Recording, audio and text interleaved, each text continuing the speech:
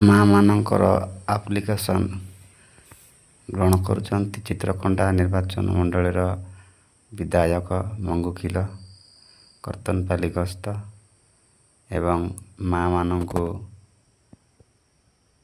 ଉପସ୍ଥିତ ଦେଲେ, ତାଙ୍କ ବାର୍ତ୍ତା ଶୁଣିଲେ, ତାଙ୍କର ସବୁ କଥାକୁ ମାନ କଲେ ନାହିଁ ଏବଂ ଏହି ବୈଠକଟା ଥିଲା ଆମ ଉଦୟଗିରି ଗ୍ରାମରେ। ଉଦୟଗିରି ଗ୍ରାମବାସୀ ଏବଂ କର୍ତ୍ତନପାଲି ପଞ୍ଚାୟତର ସମସ୍ତ କଂଗ୍ରେସ କର୍ମୀ ଏଠି ଯୋଗ ଦେଇଥିଲେ। ମଙ୍ଗୁଖିଲ ଆସିଥିଲା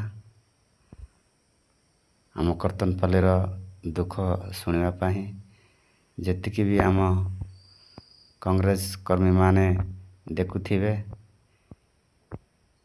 ତାହେଲେ କମେଣ୍ଟ, ସେୟାର, ଲାଇକ୍, ସବସ୍କ୍ରାଇବ୍ କରିବାକୁ ଭୁଲିବେ ନାହିଁ।